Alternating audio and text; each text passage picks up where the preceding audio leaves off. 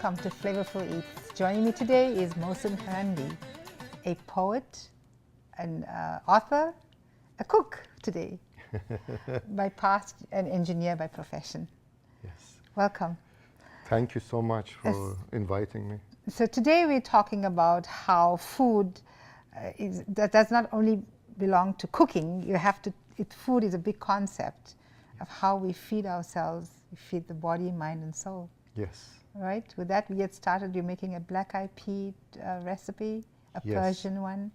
Yes. I'm gonna use a recipe that I learned from my mother, and I'm gonna, it's not the most popular Persian food, but I really love this food, and this is actually my favorite food. So I'm cooking it for you today. The ingredients I'm using is basmati rice that is long grain, and black-eyed peas that are very good for you. They have a lot of fibers, iron in them, and they are very good for your digestive system. Also raisins, which are heavenly, and they also have a lot of fibers and iron. And some dill-weed. It could be fresh or just dried, and also some salt and oil. So with that, you're going to be starting quite quickly because it takes a long process to wash your rice first, right? That's right. I have already washed the rice actually 3 times. You want to make sure the rice has no more arsenic in it, which can be poisonous for you. So you have to wash it very well. I have boiled up the water. There is about half of the pot is full of water, and you put all the rice in there. You can even soak the rice overnight before. I use a little touch of salt in there and a little touch of oil. Don't forget, we are going to rinse the rice later. The goal is to get the water boiling with rice with open lid. You don't need to cover the lid. You just want it boiled.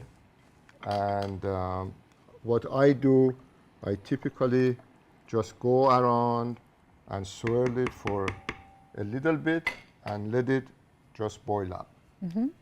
And you can see, well, this is a fast stove. It's already starting to boil. That's right. While that's boiling, you let it take its time. One additional ingredient I have are potatoes. We're going to use the potatoes at the bottom of the rice, and I will show you later. But now I need to peel them, and I have peeled one already, and you peel the other one. So I see you bought yellow potato. So it's yellow potato is your preferred potato for this particular dish?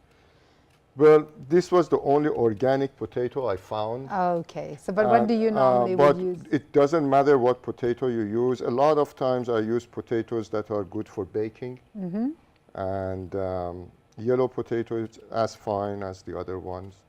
Okay, see. So one thing you're going to do, you're just going to cut these in, kind of try to cut them as thin as you can, maybe 3 millimeter, kind of circular. It doesn't have to be very accurate. And yeah, thank you so much for that. So you probably use a mandolin if you have one to get it uniformly if you wanted to. Yeah, I learned cooking in college while I was going in college in US, and I just developed very fast and kind of efficient ways of doing things. So I'm not using a lot of equipment. I just like simplicity. But in your own kitchen, of course, you can do it perfectly the way you like. And the use of a cutting board so you don't cut your hands. That's right. That's exactly right. So for this quantity of rice, you think that quantity of potatoes will be just good? So you It depends on the pot. You want as much potatoes as to cover the base bottom of the pot. pot. Oh, okay. That's it. Okay, so then what the rice is now boiling. We leave it to boil. No, you leave it to boil. It needs several more minutes before it's ready.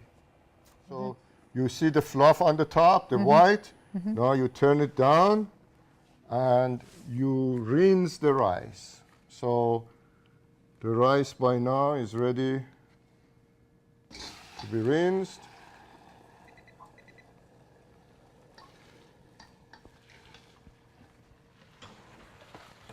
So while that's going on, we had, I see you've, we talk about poetry and everything else that goes along with it. You actually, your editor had a very nice thing to say about your bringing your modern poetry, old-fashioned poetry or traditional poetry into modern. And apparently she has a herb garden. Yeah, her name is Amanda, and she runs the first herb farm around us. Okay. She's truly amazing. She's a poet herself, and her life, like mine, was changed by Persian poetry at age 14. So there now we have the rice. You rinsed it out a little bit. I saw you put some water in there. I'm gonna Add some oil. add oil to cover just one layer, thin layer at the bottom. And then you remember we had the potatoes. What we do, we put a little salt on top of them and then lay them one by one at the bottom. Try to cover the entire area with the potatoes. Be careful not to burn your hands. Safety is number one.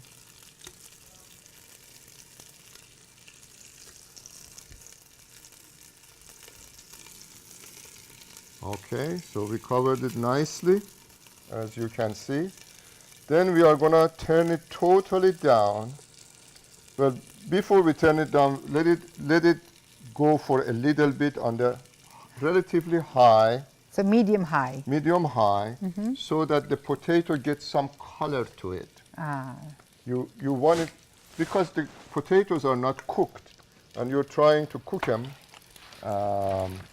kind of right now and a little bit later. So after you did that, you turn it down to low, close to the lowest, but a little bit higher degree. So medium low. Medium low. And what you do is now you have this rice here, and you're gonna go layer by layer on this rice. Oops. Oops, I need to get this out, and because the pot is hot.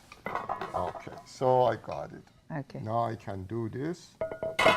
Layer by layer, you just throw the rice in. Little by little, just one layer of rice.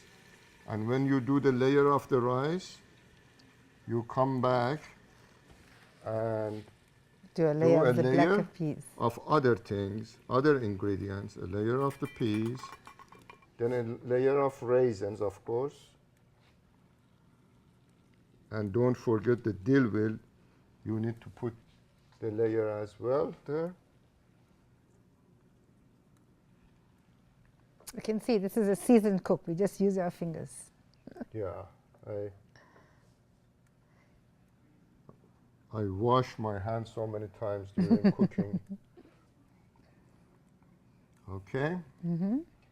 Just make sure you have sufficient of each one. Just to cover a layer, and then you put another layer. But before you do so, don't forget to put in also Salt. some salt, because I didn't put salt on anything yet. Then you go on another layer.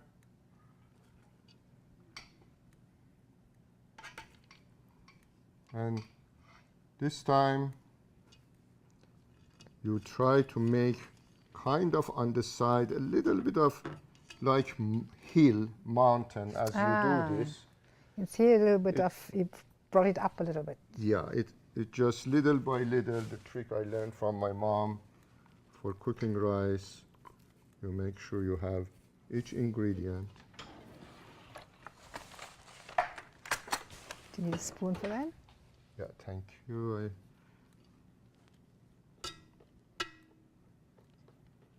Yeah, you just have to spread it. Doesn't have to be perfectly uniform, but somewhat uniform is fine. You know, dill-weed, you cannot go wrong by putting a lot of dill-weed. It brings So with this quantity, flavor. will you use a whole bunch from the regular supermarket if you have to use a bunch? I would say you have to get the bunch, at least one, and maybe two. Maybe And- 2 bunches for this quantity, for 2 cups of rice? And then you cut it little by little. You have to make it tiny pieces. You chop it, and then you put it in. So I'm now gonna have essentially 2 more rounds of this. So this is the next round. So you just do it until all the ingredients are used, basically. That's right. And you try to not forget the salt, otherwise the food doesn't taste as well. What I have learned is when you add the salt while it's cooking, it tastes actually a lot better than when you add it later. That is true, especially of legumes. And this particular can of beans Yes. doesn't have salt, neither does it. It's BPA free, so that's good for you. That's right. And one reason I get that is because my wife can't have any salt. Oh, okay. So we try to make the food saltless. But then afterward, when I try to Can I turn? add salt to it for myself, it's not as good. That's how I found it. Okay, thank you so much. Okay. Okay, So this is it? You're not adding any more dill or anything? so we are adding one more layer, and that's good enough. Okay. One more layer of goodies.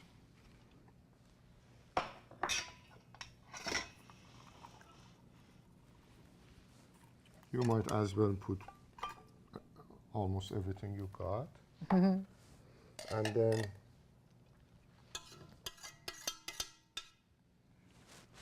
the dill-weed really is important. Most Lots of people who salt. make this dish actually don't add dill-weed, but I love dill-weed so much that I add to this as well. Because when you have the raisin, you don't need the dill-weed necessarily. But if you didn't have the dill-weed, you have to have Raisins. that raisins. And Okay. one So now- trick now I'm showing you that I learned from my mom. Well, after you make a kind of a mountain, a hill, you want to cover it with something that absorbs moisture. And what is better than a paper towel? So I'm going to get some paper towel and try to cover the top of this. So you don't add more liquid or anything to that? No, Okay. that's it. So it just cooks with the liquid that's in The there. rice already has some water, Right. so you don't really need that. And just make sure you cut the paper so it doesn't catch fire. And also, I'm sure your mom uses And you make sure the lead is really tight. Okay? Now, I haven't used this particular stove. stove, so I'm not sure if I have the exact right heating, but it shows 2.0 out of 9, which is kind of low to medium. Okay. So we went ahead of our time. We started our next dish, which is a cucumber yogurt dill accompaniment with the rice, I would say. That's right. We use this as an appetizer. Oh, you and use it it's as an very appetizer? popular in Iran. And, you know, I have the ingredients here. It's just plain yogurt. Make sure yogurt is plain. And then I have dill, salt, and cucumbers. I use Persian cucumbers, of course. And Persians love to peel everything. So we will peel this one before serving it. I have like 6 of these. The other 5 have already been processed, so I'm going to show you how you process this one. It's not that difficult. You just peel it. It comes off actually fairly easily. Honestly, you don't have to peel them. I'm just peeling them because that's how Persians do it. So I don't know why they do that, but that is how my mother cooked them and made them. So one of the things here is cucumber likes salt. So when you're using salt, don't be shy adding salt here. It takes a lot of salt.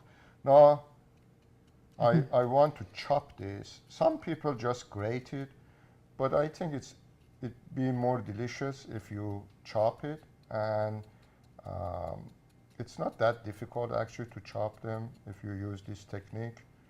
And they come out fairly uniformly.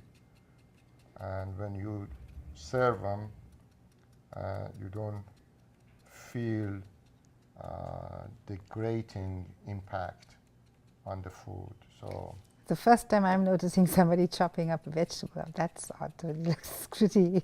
Please just watch your hands. If you notice, I keep it way away from my fingers. And if you got a really, really sharp knife, it'll go even quicker, I think. That's right. The sharpness of a knife is actually very important in how long it takes. So. And while you're doing this, I'm sure you're reading a poetry or two. We're talking about your friend's herb farm, and we didn't get very far with that. And she's an editor of your book? She's the editor of my book, and she's an herb farmer. You can see her on her website. She's just 27 years old. And when she edited my book, she was only 26. But she understood Persian poetry, and she was quite helpful in getting this book out. Midnight Connections really is a creation not just by me, but also Amanda really helped me with editing and selecting them. Okay. Okay. All right, you wanted to read a book story about your mom and your poetry? Yeah, since my mom has taught me how to do these dishes, just reminded me of her, the poem I wrote for her, and her name was Crown of Angel. Mother, I'm thankful for the everlasting gift of optimism that you have sown in my heart to brighten the darkness of the road as travel with you ended premature. Your simple, soft kindness protected me through harshness of storms as I relied on your dead arms that still carry love with a generosity that only your soul can provide. You, the selfless angel of giving, deserves the poems of Hafiz in praise. I still remember your phrase. I have seen it in your eyes. And they are still talking to you as the tears of love tell you how proud you make me. And I have realized why you were named Crown of Angel. I lost my mom at exactly age 18. So that's. But she obviously trained you very well. I mean, what you're doing right now is excellent. Just proof of her training. Yes. And so to this now you would add the yogurt? So one thing I like to do now is use the plain yogurt and just throw it in, but mix it very well. Okay. I used about 3/4 of the, but add the salt now, a like little you bit said, generously. Yes. And then also be generous with dill-weed. The more flavorful. That's the goal. And it's very healthy dish. It's just yogurt makes you live longer. It's a main dish. It's a main ingredient in Iranian food. We use yogurt just as an appetizer by itself, Oh, so you serve this Or- before or- your meal? or with the meal. Oh, with the meal. Both. We do it both. This particular one that you add dill and cucumber, we used it before the meal. So it is an It's appetizer. an appetizer. So how would So you now serve you that? can see it's done. So Mohsen, see who came to join us for lunch Wow, today. look at this beautiful one. He is And Anish. some. Yeah. So now our rice is ready, I believe. That's, yeah, after about 25 minutes, 30 minutes, we shut it off and we serve it. There you go. You can see the steam out. The steam coming out, and we are ready to go. Now this is a little bit tricky. My mom used to do this technique to make sure they're mixed as you're serving them. So the potatoes are cooked as well, and they're coming out little by little. So your technique is the shaking of the spoon, correct? Shake it a little bit, yeah. So we have cooked the bottom as well. If you cook it perfectly, the potatoes will look a little brown. potatoes will look a little bit browner. It's cooked perfectly right now. But you can eat this and enjoy it. It doesn't look as good as I wanted it to. Okay? It looks perfect to me. Okay. So shall we serve our guests? Claude, how are you? So we have Claude, my good friend. Yeah. So he's going to be be our taster today. So do you want to pour you guys some wine first? Yeah. You can toast to it. Yes. So this wine is Red Zinfandel from California. I typically get old wine because the wine is like 75 plus years old, some 125 years old. And, you know, even if the wine is young, it still will taste very good. Thank you. So that Wow. is for Claude, and you want to serve yourself? Okay. And Claude, of course, we start always with the appetizer first. So I gave you the rice, but I have to open up some room on your plate and put some of the appetizer as well. Okay. And we, You don't have any? No, not just yet. Not just yet, yeah. My good grandson will have some. and does your grandson have some appetizer too or not? Maybe it's time to try. Okay, I put some for him as well. Thank you. That's enough. Thank you. There we go. Thank you.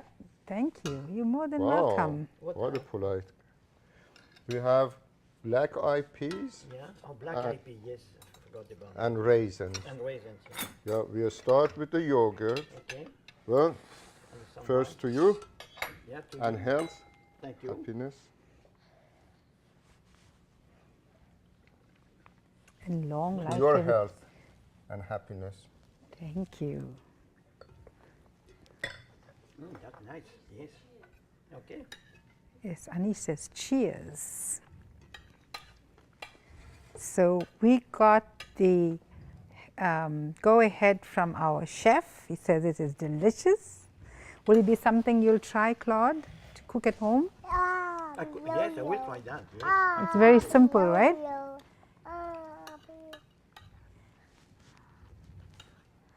And this, Cucumber is not my favorite thing I eat, but it's delicious.